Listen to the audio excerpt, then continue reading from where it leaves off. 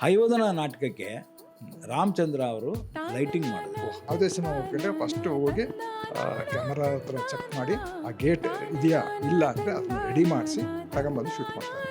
ಅದನ್ನು 3 ವರ್ಷ, ಕೇವಲ 3 ವರ್ಷ ಮಾಡಿದ್ರು. ಕಾರಣ ಯಾಕೆ ಅಂದರೆ ದುಡ್ಡು ಇರಲಿಲ್ಲ. ನಾಗಾಭರಣ ಆವರಣ, ನಾಗಾಭರಣ ಆವರಣ. ನಮಸ್ಕಾರ, ನಾಗಾಭರಣ ಆವರಣಕ್ಕೆ ಸ್ವಾಗತ.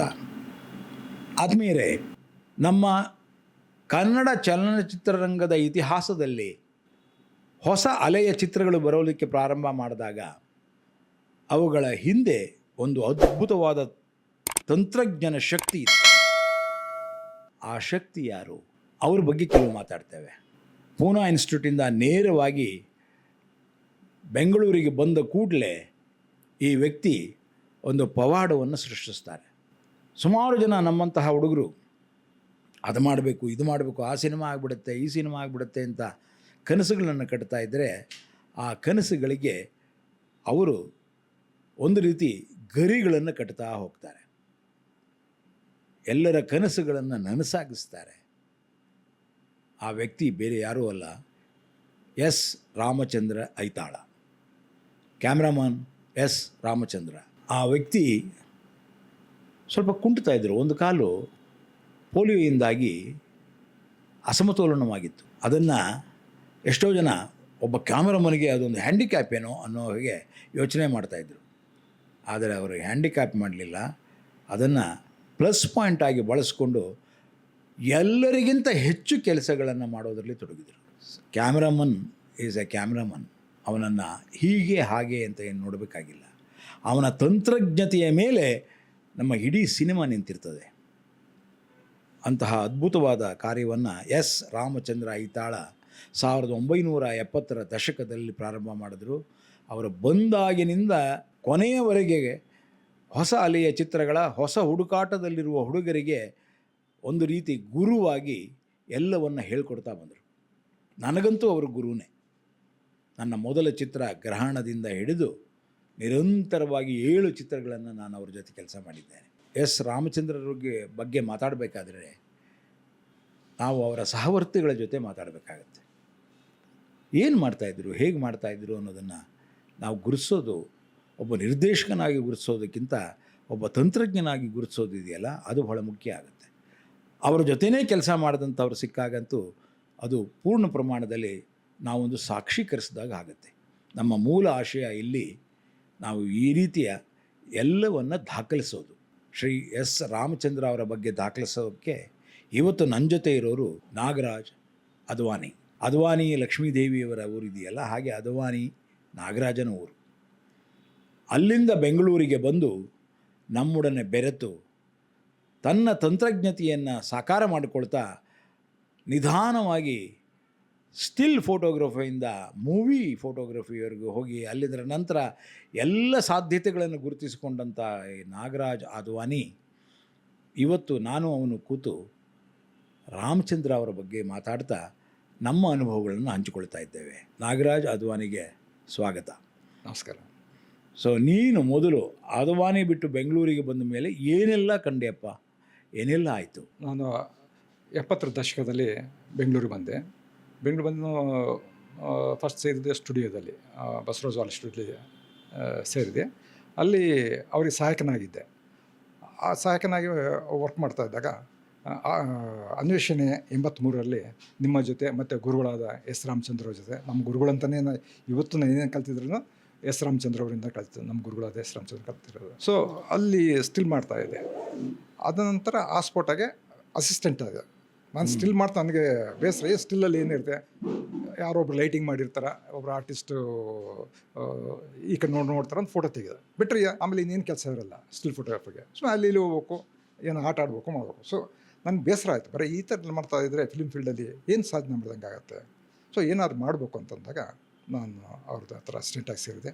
ಹಾಸ್ಪೋಟ ವರ್ಕ್ ಮಾಡಿದೆ. ಹಾಸ್ಪೋಟ ಅದನ್ನು ಶಿಶುನಾಳ ಶರೀಫ ಮತ್ತು ನಿಮ್ಮ ಜೊತೆ ಫೋಟೋ ಕಾಮಿಕ್ಸ್ ಒಂದು ಮಾಡಿದೆ. ಫೋಟೋ ಕಾಮಿಕ್ಸ್ ನೇಪಥ್ಯ ಅಂತ ಒಂದು ಫೋಟೋ ಕಾಮಿಕ್ಸ್. ಸೊ ಅಲ್ಲಿಂದ ನಮ್ಮ ವೃತ್ತಿ ಜೀವನ ಶುರುವಾಯಿತು. ಒಟ್ಟಿನಲ್ಲಿ ರಾಮಚಂದ್ರ ತಾನಲ್ಲದೆ ತನ್ನ ಸುತ್ತಮುತ್ತ ಇರುವ ಎಲ್ಲರನ್ನ ಒಂದು ಅರ್ಥದಲ್ಲಿ ಬೌದ್ಧಿಕವಾಗಿ ಬೆಳೆಸ್ತಾ ಇದ್ದರು. ಯಾವ ಅರ್ಥದಲ್ಲಿ? ನಮ್ಮ ಜೊತೆ ಕೂತಾಗ ಕಥೆಯ ಬಗ್ಗೆ, ನಟರ ಬಗ್ಗೆ, ಪರಿಸರದ ಬಗ್ಗೆ, ಸೆಟ್ಗಳ ಬಗ್ಗೆ, ಪ್ರತಿಯೊಂದರ ಬಗ್ಗೆನೂ ಅವರು ಮಾತಾಡ್ತಾ ಇರೋದು. ಹಾಗೆಯೇ ನಿಮ್ಮಂಥವ್ರ ಜೊತೆ ಅವ್ರ ಕೆಲಸಕ್ಕೆ ಪ್ರಾರಂಭ ಮಾಡಿದಾಗ ಇದನ್ನು ಮಾಡು, ಇದನ್ನು ಮಾಡ್ಕೋ, ಇದನ್ನು ಮಾಡ್ಬೋದು, ಅಥವಾ ಮಾಡೋದಕ್ಕೆ ಜಾಗ ಕೊಟ್ಟು ನಿಮ್ಮನ್ನು ಅದಕ್ಕೆ ದುಡಿಯೋ ಹಾಗೆ ಮಾಡ್ತಾಯಿದ್ರು, ಅದನ್ನು ಅರ್ಥ ಮಾಡ್ಕೊಳ್ಳೋ ಹಾಗೆ ಮಾಡ್ತಾಯಿದ್ರು. ನಮಗೂ ಹಾಗೆ ಮಾಡ್ತಿದ್ರು. ನನ್ನನ್ನು ಮೊದಲ ಬಾರಿಗೆ ಕ್ಯಾಮರಾ ಅಂದರೆ ಏನು, ಅದರ ಒಳಗಡೆ ಹೇಗೆ ಇರುತ್ತೆ ಮತ್ತು ಅದನ್ನು ಏನು, ಯಾವ ಲೆನ್ಸ್ ಹಾಕಿದ್ರೆ ಯಾವ ಇಮೇಜ್ ಬರ್ತದೆ, ಈಗ 50 ಹಾಕಬೇಕಾ, 75 ಹಾಕಬೇಕಾ, 25 ಹಾಕಬೇಕಾ, ಝೂಮ್ ಹಾಕಬೇಕಾ? ಅವಾಗಿನ್ನೂ ಝೂಮ್ ಇರಲಿಲ್ಲ. ನಮಗಂತೂ ಝೂಮ್ ₹250 ಎಕ್ಸ್ಟ್ರಾ ಕೊಡಬೇಕಾಗಿತ್ತು. ನಾವು ಝೂಮೇ ತರಿಸ್ತಾ ಇರಲಿಲ್ಲ. ನಮ್ಮ ಸಿನಿಮಾ ಝೂಮೇ ಇಲ್ಲದೆ ಮಾಡೋಣ ಸಾರ್ ಅಂತ ಹೇಳ್ತಾಯಿದ್ವಿ, ಯಾಕಂದರೆ ದುಡ್ಡು. ಸರ್ ರಾಮಚಂದ್ರ, ಹೌದು ಮಾಡೋಣ, ಹಾಗೇನು.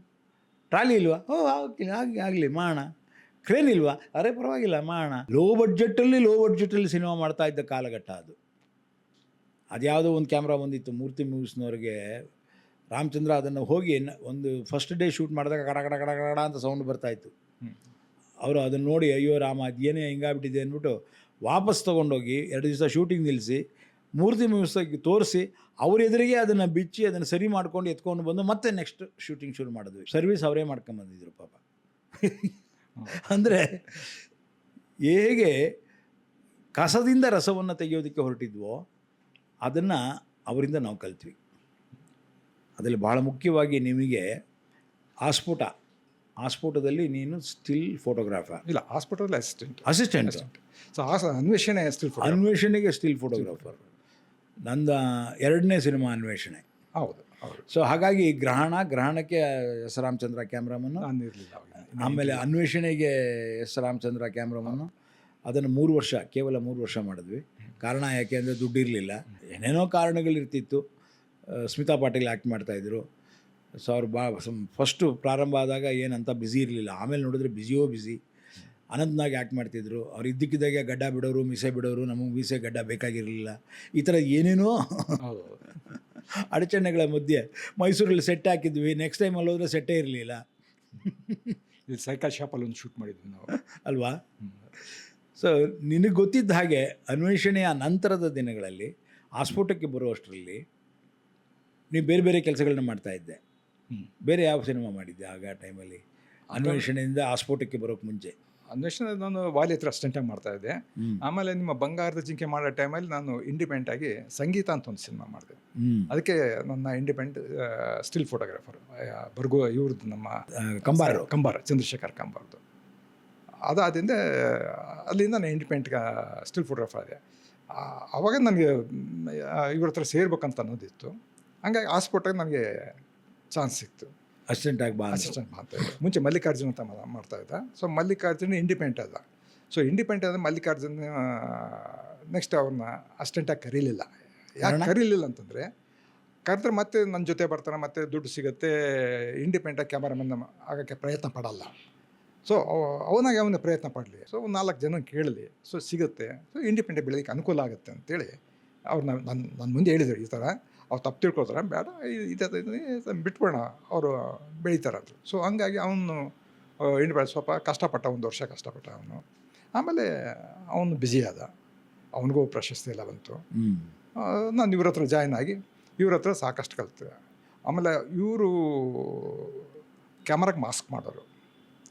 ಸೊ 4:6 ಕ್ಯಾಮ್ರಾ ಇದ್ದರೆ ಥಿಯೇಟ್ರ್ಗಳಲ್ಲಿ ಸಾಕಷ್ಟು ಹೆಡ್ಗಳು ಕಟ್ಟಾಗೋದು. ಸೊ ಹಂಗಾಗಿ ಇವರು ಅದನ್ನು ಏನೋ ಮಾಡ್ಬೇಕಂತೇಳಿ ಫಸ್ಟ್ ಅವರೇ ಮಾಡಿದ್ದು. ಸೊ ಮಾಸ್ಕ್ ಮಾಡೋದು 16:9ಗಿಂತ ಸ್ವಲ್ಪ ಜಾಸ್ತಿನೇ ಮೇಲ್ಗಡೆ ಕೆಳಗಡೆ ಕಟ್ ಮಾಡೋರು. ಸೊ ಇದು ಗೇಟಿಗೆ ಪ್ಲೇಟ್ ಮಾಡಿಸೋರು, ಗೇಟ್ಗೆ ಪ್ಲೇಟ್ ಹಾಕ್ಸೋರು. ಸೊ ಅವಾಗ ಬೇರೆ ರೇಷಿಯೋ ಇರುವಂಥದ್ದು ಗೇಟ್ಗೆ ಪ್ಲೇಟ್ ಆಗೋದು. ಸೊ ನಿಮ್ಮ ಸ್ವಲ್ಪ ಹಾರಿಜಾಂಟಲ್ ಜಾಸ್ತಿ ಆಗುತ್ತೆ. 6:4 ಅದಾಗಲ್ಲ ಅದು. ಸೊ 6:8 ಬರುತ್ತೆ. 6:9 ಅನ್ನಲ್ಲ, 8 ಏನೋ ಬರುತ್ತೆ. ಅವಾಗೇನಾಗುತ್ತೆ, ಥಿಯೇಟ್ರಲ್ಲಿ ಹೆಡ್ ಕಟ್ ಆಗೋದಿರಲಿಲ್ಲ. ನಮಗೆ ಮುಂಚೆ ಮಾಡಿದ್ರೆ ಏನಾಗ್ತದೆ, ಸಾಕಷ್ಟು ಕಡೆ ಹೆಡ್ ಕಟ್ ಆಗೋದು ಅಥವಾ ಕಾಲು ಕಟ್ ಆಗೋದು. ಸೊ ಇದರಲ್ಲಿ ಆ ಒಳಗಡೆ ಶೂಟ್ ಮಾಡ್ತಾರೆ. ಸೊ ಅವಾಗ ಅಕ್ಯುರೇಟ್ ಆಗಿರೋದು. ಸೊ ಫಸ್ಟ್ ಶುರು ಮಾಡಿದ್ದೆ ಅವ್ರ ಗೇಟು.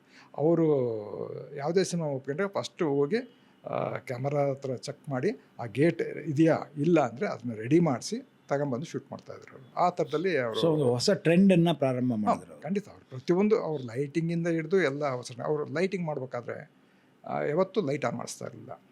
ಸೊ ಡೈರೆಕ್ಟ್ರ್ ಹೇಳಿ ಆದಿಂದ ಶಾರ್ಟ್ ಹೇಳ್ತಾಯಿದ್ರು, ಹೇಳಿ ಆದಿಂದ ಬಂದು ನಾನು ಹೇಳಿದ್ರು ಇಲ್ಲೊಂದು ಲೈಟು ಅಲ್ಲಿ ಲೈಟ್ಗಳೆಲ್ಲ ಪ್ಲೇಸ್ಮೆಂಟ್ ಎಲ್ಲ ಮಾಡಿ ಲೈಟ್ಗಳೆಲ್ಲ ಪ್ಲೇಸ್ಮೆಂಟ್ ಅಷ್ಟೇ, ಪ್ಲೇಸ್ಮೆಂಟ್ಗಳೆಲ್ಲ ಆನ್ ಮಾಡೋದಲ್ಲ. ಜನರೇಟರ್ ಆಫ್ ಮಾಡಿಸಿದ್ರು, ಆಫ್ ಮಾಡಿಸಿ ಎಲ್ಲ ಪ್ಲೇಸ್ಮೆಂಟ್ ಮಾಡಿದ್ರು. ಪ್ಲೇಸ್ಮೆಂಟ್ ಎಲ್ಲ ಮಾಡಿ ಆದ್ರಿಂದ ಸೆಂಟ್ರ್ ಆಯಿತಾ ಇಲ್ಲ, ನಾವು ಸೆಂಟ್ರ್ ನಾವೆಲ್ಲ ಮಾಡಿ ಆದ್ಮೇಲೆ ಬಂದು ನೋಡೋರು. ಆಮೇಲೆ ಅಸೋಸಿಯೇಷನ್ ಕರೆದು ರೆಡಿನಾ, ಆರ್ಟಿಸ್ಟ್ ಎಲ್ಲ ರೆಡಿನಾ, ಎಲ್ಲ ಮೇಕಪ್ ಎಲ್ಲ ಆಗಿದೆಯಾ, ನಾನು ಜನ್ರೇಟರ್ ಆನ್ ಮಾಡಿಸ್ತೀನಿ. ಅಂದರೆ ಜನ್ರೇಟರ್ ಆನ್ ಮಾಡಿದ್ರೆ ಅವ್ರಿಗೇನಾದ್ರೆ ಪ್ರೊಡ್ಯೂಸರ್ ಉಳಿಸ್ಬೇಕಂತೇಳಿ.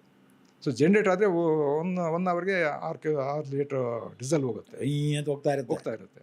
ಸೊ ಅದ್ರ ಸಲುವಾಗಿ ಅವರು ಅದು ಉಳಿಸೋಕ್ಕಂತೇಳಿ ಆಫ್ ಮಾಡಿಸಿ ಇದು ಮಾಡ್ತಿದ್ರು. ರೆಡಿ ಅಂದರೆ ಜನ್ರೇಟರ್ ಆನ್ ಮಾಡಿಸ್ತೀನಿ. ಸೊ ರೆಡಿ ಅಂದರೆ generator on ready. So meter check ಮಾಡಿದ್ರೆ ಎಲ್ಲ ಕಡೆ ಈವನ್ ಲೈಟ್ ಇರೋದು. ಸೊ ನಾನು ಲೈಫಲ್ಲಿ ನೋಡಿದ್ರೆ ಅವರೊಬ್ಬನೇ, ನಾನು ಹೆಚ್ಚು ಕ್ಯಾಮ್ರಾಮನ್ ಜೊತೆ ನಾನು ವರ್ಕ್ ಮಾಡಿಲ್ಲ, ಅವರೊಬ್ಬರೇ ಅದೇ ಥರ ಮಾಡಿಸ್ತಾ ಇದ್ದು. ಸೊ ಶಾರ್ಟ್ ನಾವು ಶೂಟ್ ಮಾಡೋದಕ್ಕೆ ಮುಂಚೆ ಆ್ಯಕ್ಟ್ರುಗಳೆಲ್ಲ ಬಂದು ರಿಹರ್ಸಲ್ ಮಾಡೋದಕ್ಕೆ ಮುಂಚೆ ಜನ್ರೇಟರ್ ಆನ್ ಮಾಡ್ದೇನೆ ಅವರೆಲ್ಲ ಲೈಟ್ಗಳನ್ನು ರೆಡಿ ಮಾಡಿಸಿ ಅದನ್ನು ಸೆಂಟ್ರ್ ಮಾಡಿಸಿ ಕೂಡ ಸೆಂಟ್ರ್ ಮಾಡಿ ಆಫ್ ಸ್ಟ್ರಾಂಗು ಯಾವುದು ಬೇಕು, ಎಷ್ಟು ಬೇಕು, ಯಾವುದಕ್ಕೆ ಬಟರ್ ಪೇಪರ್ ಹಾಕ್ಬೇಕು, ಯಾವುದು ವಿತೌಟ್ ಆನ್ ಮಾಡ್ದೇನೆ ನಾವು ಮೀಟ್ರ್ ನೋಡಿದ್ರೆ ಅಕ್ಯುರೇಟ್ ಆಗಿರೋದು. ಆಮೇಲೆ ನೆಕ್ಸ್ಟ್ ಟೈಮ್ ಅದನ್ನು ಆನ್ ಮಾಡಿ ವಿತ್ ಇದರಲ್ಲಿ ಮೀಟರ್ ಚೆಕ್ ಮಾಡಿದ್ರೆ ಕರೆಕ್ಟ್ ಆಗಿರೋದು. ಅಂದರೆ ಜಡ್ಜ್ಮೆಂಟ್ ಇನ್ ಹಿಸ್ ಮೈಂಡ್ ಅಷ್ಟು ಪರ್ಫೆಕ್ಟ್ ಇರೋದು. ಅಷ್ಟು ಪರ್ಫೆಕ್ಟ್ ಇದೆ. ಸೊ ಆ ಥರದಲ್ಲಿ ನಾನು ಯಾರನ್ನೂ ನೋಡಿಲ್ಲ. ಇಲ್ಲ ಭಾಳಷ್ಟು ಸಲ ಎಲ್ಲೋ ಕೆಲವು ಸಲ ಸುಮ್ಮನೆ ಕೈ ಹಿಂಗೆ ಅನ್ಕೊಂಡು ಹಿಂಗೆ ಹೋಗ್ತಿದ್ದಾಗ ಇಲ್ಲೇನೋ ಹೆಚ್ಚು ಕಡಿಮೆ ಆಗ್ತಿದೆ ಅಂತ ಹೇಳೋರು. ಒಂದೊಂದು ಸಲ ಬರೀ ಒಂದು ಸಲ ಕೈ ಹಿಂಗೆ ಅನ್ಕೊಂಡು ಹೋಗೋರು. ಅದು ಎಲ್ಲಿ ಲೈಟ್ ಹೆಚ್ಚು ಕಡಿಮೆ ಆಗಿದೆ ಅಂದರೆ ಇಲ್ಲೆಲ್ಲೋ ಒಂದು ಸಲ ಹಿಂಗೆ ನೋಡ್ಕೊಂಡು ಹೋಗೋರು ಅವರು. ಇಲ್ಲ ಆಫ್ ಸೆಂಟ್ರ್ ಆಗಿಬಿಟ್ಟಿರೋದು, ಆಬ್ಸೆಂಟ್ ಆಗಿ ಇನ್ನು ಯಾರೋ ಹುಡುಗರು ಏನೋ ಆ ಕಡೆ ತಿರ್ಸಿರೋರು. ಸೊ ಆ ಥರದಲ್ಲೆಲ್ಲ ಇರೋದು. ಸೊ ನನಗೆ ಅದರ ಎಕ್ಸ್ಪೀರಿಯನ್ಸ್ ಏನಪ್ಪ ಅಂತಂದರೆ ಹೈವದನ ನಾಟಕಕ್ಕೆ ರಾಮಚಂದ್ರ ಅವರು ಲೈಟಿಂಗ್ ಮಾಡಿದ್ರು. ನಾಟಕಕ್ಕೆ ನಾನಾಗ ಅವ್ರ ಅಸಿಸ್ಟೆಂಟು. ನಾನಾಗ ಹೈವದನ ನಾಟಕಕ್ಕೆ ನಾನು ಅಸಿಸ್ಟೆಂಟ್ ಡೈರೆಕ್ಟ್ರು, ಕಾರಂತರಿಗೆ ಅಸಿಸ್ಟೆಂಟು. ಸೊ ಇವರು ಬಂದು ಇಷ್ಟು ಲೈಟ್ ಬೇಕು ಅಂತೇಳಿ ಏನೋ ಹೇಳ್ತಾ ಇದ್ದಾಗ ನಾನು ಯಾಕೆ ಇಷ್ಟೊಂದು ಲೈಟು ಕಲೆಕ್ಷನ್ದಲ್ಲಿ ಇದೆಯಲ್ಲ ಅಷ್ಟೊಂದು ಲೈಟು ಅಂತ ಹೇಳ್ತಾ ಇದ್ದೆ. ಅವರೊಂದು ಡಿಸೈನ್ ಮಾಡ್ಕೊಂಬಂದರು, ಲೈಟಿಂಗ್ ಡಿಸೈನ್. ಅದರಲ್ಲಿ ಈ ಏರಿಯಾಯಿಂದ ಇಷ್ಟು ಲೈಟ್ ಇಲ್ಲಿಗೆ ಬೀಳುತ್ತೆ, ಈ ಏರಿಯಾಯಿಂದ ಇಷ್ಟು ಲೈಟ್ ಇಲ್ಲಿಗೆ ಬೀಳುತ್ತೆ ಅಂತ ಪ್ರತಿಯೊಂದು ಲೈಟಿನ ಇವುಗಳನ್ನು ಆ ಇಂಟೆನ್ಸಿಟಿ ಮತ್ತು ಅದರ ಏರಿಯಾ ಎರಡನ್ನು ಅಲ್ಲಿ ನೋಟ್ ಮಾಡ್ಕೊಂಬಂದಿದ್ರು. ಎಲ್ಲೂ ಯಾವುದೇ ರೀತಿಯ ತೊಂದರೆ ಆಗದ ಹಾಗೆ ಎಲ್ಲ ಕಡೆ ಈವನ್ ಲೈಟ್ ಬರೋ ಹಾಗೆ ಅದನ್ನು ಡಿಸ್ಟ್ರಿಬ್ಯೂಟ್ ಮಾಡಿದ್ರು. ಈ ಕಾರ್ನರಿಂದ 2 ಸೆಂಟರ್ ಬರಬೇಕು, ಈ ಕಾರ್ನಿಂದ ಈ ಕಡೆಗೆ ಹೋಗಬೇಕು, ಈ ರೀತಿ ಅವ್ರದ್ದೇ ಆದಂಥ ಒಂದು ಫಸ್ಟ್ ಟೈಮ್ ಹಯವದನ ನಾಟಕದಲ್ಲಿ ಕಲಾಕ್ಷೇತ್ರದಲ್ಲಿ ಒಬ್ಬ ಕ್ಯಾಮ್ರಾಮನ್ ಲೈಟಿಂಗ್ ಡಿಸೈನರ್ ಆಗಿ ವರ್ಕ್ ಮಾಡಿದ್ರು. ದಟ್ ಈಸ್ ಹಯವದನ ನಾಟಕ. ನನಗೆ ಆಗಲೇ ಅವ್ರ ಬಗ್ಗೆ ಭಾಳ ಕಾಳಜಿ. ನಾನು ಅವ್ರ ಬಗ್ಗೆ ಅವ್ರು ಏನು ಮಾಡ್ತಾರೆ ಅಂತ ನೋಡೋದು, ಅದನ್ನೇನು ಮಾಡ್ತಾರೋ ಅದನ್ನು ಕಾಪಿ ಮಾಡ್ಕೊಳ್ಳೋದು. ಅದನ್ನ ನಂತರ ಯಾಕೆಂದ್ರೆ ನಾನು ಆಮೇಲೆ ಲೈಟಿಂಗ್ ಡಿಸೈನರ್ ಆದೆ. ಎಲ್ಲ ನಮ್ಮ ನಾಟಕಗಳಿಗೆ ಲೈಟಿಂಗ್ ಡಿಸೈನ್ ಮಾಡ್ತಿದ್ದೆ, ಲೈಟಿಂಗ್ ಆಪ್ರೇಟ್ ಮಾಡ್ತಿದ್ದೆ ನಾನು. ಕರೆಕ್ಟಾಗಿ ನಾಟಕಕ್ಕೆ ಯಾವ ಲೈಟ್ ಆಫ್ ಆಗಬೇಕು, ಎಲ್ಲ ಆಗಬೇಕು, ಇವೆಲ್ಲವನ್ನು ನಾನೇ ಮಾಡ್ತಿದ್ದೆ. ಇವನ್ ಹೈವದನಕ್ಕೂ ಕೂಡ ನಾನು ಮಾಡ್ತಾ ಕೂತ್ಕೋತಿದ್ದೆ. ಅಂದರೆ ಅವರಿಗೆ annoyingly or knowingly he was a guru for so many people, ಬೇರೆ ಬೇರೆ ಕಾರಣಗಳಿಂದ.